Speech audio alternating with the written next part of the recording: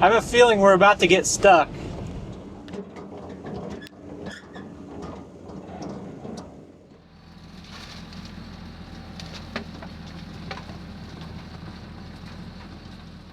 Hey, it's Brock here with Rock Hill Farm, and today we're going to be doing a little bit of a comparison between an old mini truck and a new side-by-side.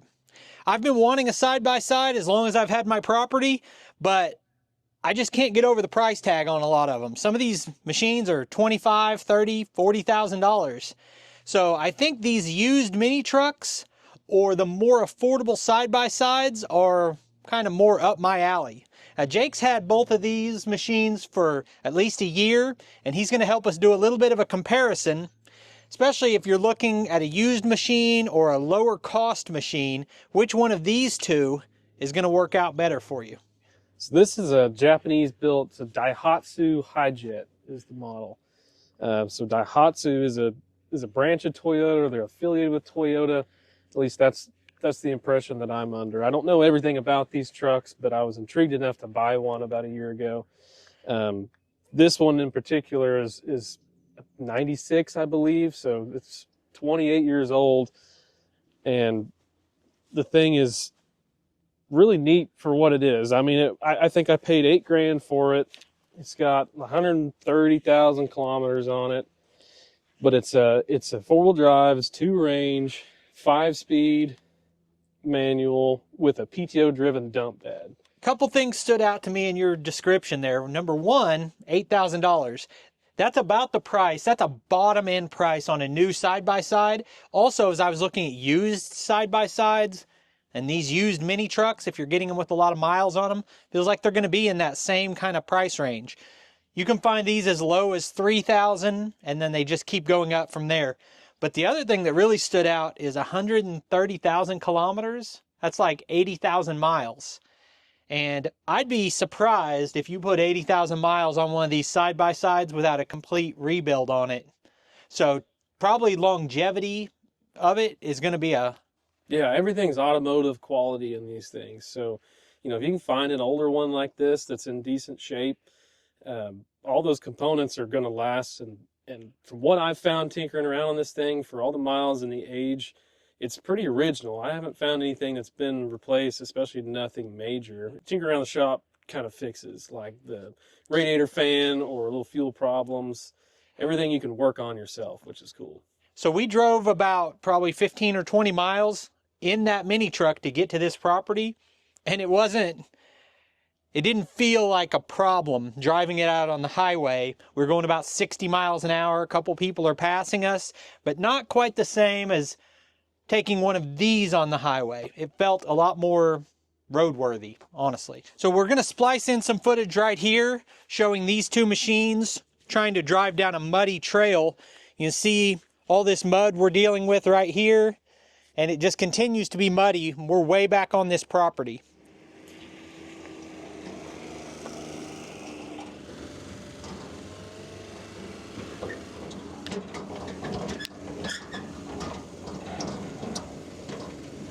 I have a feeling we're about to get stuck. Japanese mini truck, don't get stuck. Yeah. I feel like we may have just broke traction. A little bit.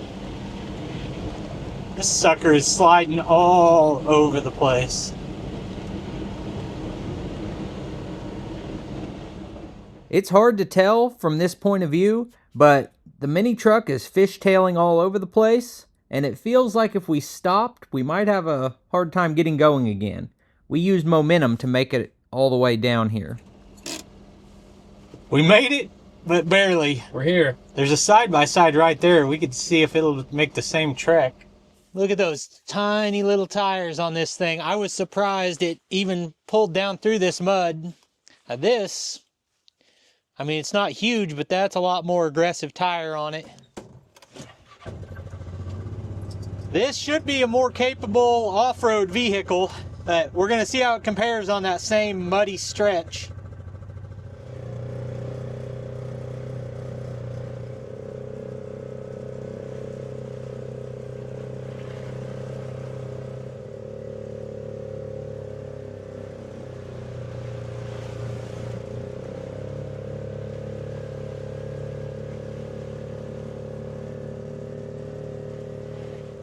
Both machines made it across that. This one made it a lot easier. Also, I am covered in mud from trying to hold that camera out there. So if you're going to be filming out the door, you might want a full door. But would you agree with that idea that if you're going to be out in the mud all the time, you're going to probably get around a lot better in the side-by-side? Yeah, if you take these two machines at face value, stock, like you buy these straight from a dealer or wherever you import it, whatever, you're going to get these little pizza cutter tires on these trucks. Now, if you get in the Facebook groups, different communities have buddies with these. Almost everyone I've seen that owns these, that use them off-road, it's such a standard 4-bolt pattern that you can just swap most ATV tires onto them. Put a little 3-inch lift on it. But if you're taking it at face value, a new side-by-side is going to smoke it off-road in about every scenario. All right, so longevity we're giving to the mini truck. I'm calling pricing about the same because new, I think these trucks might be $30,000. And off-road, it goes to the side-by-side. Longevity, it goes to the mini truck. One thing on the mini truck is you got a pretty good-sized bed in it. And you can get bigger beds on a side-by-side, but I think this is about as big as you're going to find. And I think this has probably a higher carrying capacity. Would you say that as far as the amount of weight you could put in it? Yeah, I would say if we're going to grade them on utility, which I think is where you're going with that, I feel like the mini truck beats it big time. So say you've got a tree down over there and you're going to cut it up into firewood and you want to load one of these with rounds. That I think you can put more weight of firewood or wood chips or dirt in the back of it. Yeah, absolutely. And, you know, this being a dump bed too, you know, with all these sides that fold down, you know, it's just a lot easier to load, unload. And then if I want to move some firewood around, I'll just take this tailgate off and just dump it wherever I want to put it. Having put a lot of highway miles on this, you'd say it's pretty fuel efficient? Yeah, you know, I've seen claims of like 50 miles per gallon on these, which I don't think is an outlandish claim. I think it's probably right. It's a little 3-cylinder gas, so when you're going 60 miles an hour down the road, it's not screaming at you like a lot of the side-by-sides, utility side-by-sides that are big single cylinders. So it's pretty comfortable. I mean, just going around back roads, running to town and back. So with the side-by-side, some of the side-by-sides I was looking at, you can get an enclosed cab and heat. I don't think I've seen a side-by-side with an air conditioner, but this has heat and AC. Yep. It really does feel like a miniature truck. You know, I'd never actually been in one, but driving down the road with it, it feels like you're in a truck, not a ATV. And you've got, you know, your radio, and it's just a miniature truck. So as far as that type of utility, this is going to win. A place where a side-by-side wins is it has a winch on it, and it's already more off-road capable, so that winch takes that up a notch, whereas you're not going to have that winch on the mini truck. Now, I've got kids that are, my oldest kids are teenagers, and then I've got grandkids that are little. My oldest grandson is 7. They can have more fun. They can operate this at a younger age, whereas you're not going to have a 10-year-old probably driving your mini truck around a lot. This is, if you're wanting to have a little bit of fun and do a little bit of work, this one might be more fun, and this might be more practical. Yeah, I'd say that's a fair. I'd like to see how that dump bed works, because most side-by-sides just have like a gas assist on a manual dump. Yeah, and these, not all of them, but this one specifically is an actual PTO-driven hydraulic dump bed. So it's got a lot of power behind it, and you can do a lot of work with it. Have you ever put a lot of weight in it and dumped it? Oh yeah. I've probably worked it harder than it should be worked, but yeah, it's pretty capable. It'll surprise you. All right, can we get a demonstration on that? Sure.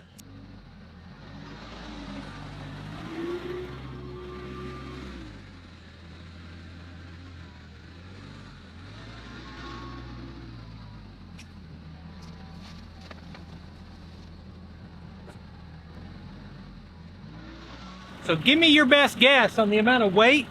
This is 25 horse tractor, so the bucket on it's going to be 54 inch. Yeah, about a 5-foot bucket. Yeah, full bucket. This is wet millings. We're guessing there might be 1,500 pounds in the bed of this, and your typical side-by-side is not going to be able to carry that, let alone dump it.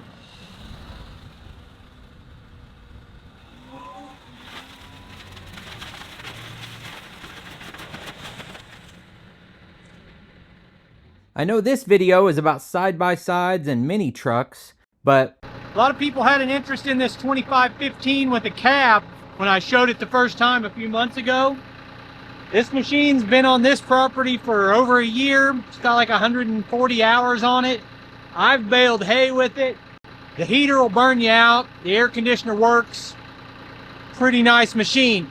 They actually released it now, but it's not called the 2515 cab. It's a T3025. these should be available now at your local dealership. I will also put the info for the tractor yard in the video description because they ship nationwide. Now this specific mini truck is a gas engine, and it's a carbureted gas engine, and it's over 30 years old, so it takes a little bit of warming it up the first time, but you can get them that would be fuel injected. Yeah, once this thing's warmed up, and you know, I can do a little work with the carburetor and get it running like it should, but once it's warmed up, I don't have any problems with it. All right. So how do you run the dump bed? So, like I said, on these, they're it's a PTO driven hydraulic dump bed. So the way this one works, it's two range with a neutral.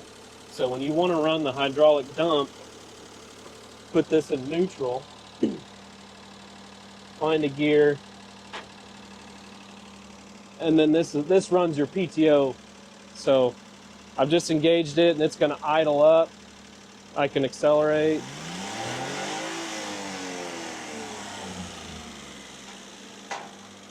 I've yet to see a side-by-side that will do that. With that size of bed that dumps like that, I haven't seen it. Yeah, and that's, you know, me paying $8,000 for this machine. A lot of that is the fact that it's a dump. The nice thing about the dump beds too is lift that up and you've got access to your carburetor, your intake. You know, any quick maintenance can be done right there. And then you probably pull pins if you wanted to remove the whole bed. Yeah, so 2 bolts back there. I've never tried to remove it, but yeah, it looks like you just got a couple bolts in the back, and then where it pins to the dump cylinder. And then the tailgate, it will actually swing out. So if you wanted to like feather in stone or dirt, whatever you're dumping. So that's a nice feature that you're not going to see on a side-by-side. The whole tailgate can remove pretty quickly, so you can pull it off and just dump a load straight down if you got brush or whatever else. And then, of course, the sides fold down. Like you do see that on quite a few side-by-sides now, like an Kubota's does that. Does this have a standard trailer hitch on the back? You A receiver? I don't think it does. I've never tried to tow anything with it.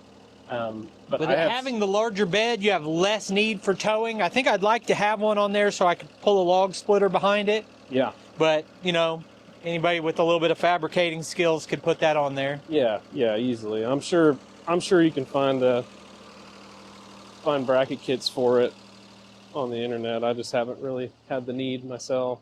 Now, call me crazy, but I've paid way too much for my truck, and I've been thinking a lot lately that every mile I put on that truck is pretty expensive. The amount of depreciation on a high-end new diesel truck is crazy. So I think I'd be tempted if I had one of these at 50 miles to the gallon to drive it 6 miles into town when I just wanted to get a few things, or like refueling my tractor and all the other stuff. I've got a refueling tank, put that in the back, and drive this thing into town. Yeah, that's exactly the kind of thing I use mine for. I mean, run it to town real quick, run it around the property, just do little tasks with it. Like I said, it's more utilitarian, I feel, than the side-by-side. But if I want to go explore the property or go out on the river, whatever, I'm going to jump in the side-by-side. It's just better off-road. So anything that I haven't brought up that you think is a big distinction or important between these two? I don't think so. I mean, I think the price comparison new, there's not a whole lot of outfits out there that are selling these new in the U.S. because of the import rules. Because as far as I know, and don't take this as law or anything, but from what I understand, they've got to be 25 years or older to import them for on-road use in the U.S. from Japan or elsewhere. So mine, for example, was over 25 years old, so it came with a title. I could take it in, have it titled just like a normal vehicle. But these few outfits that are selling them brand new as off-road use vehicles,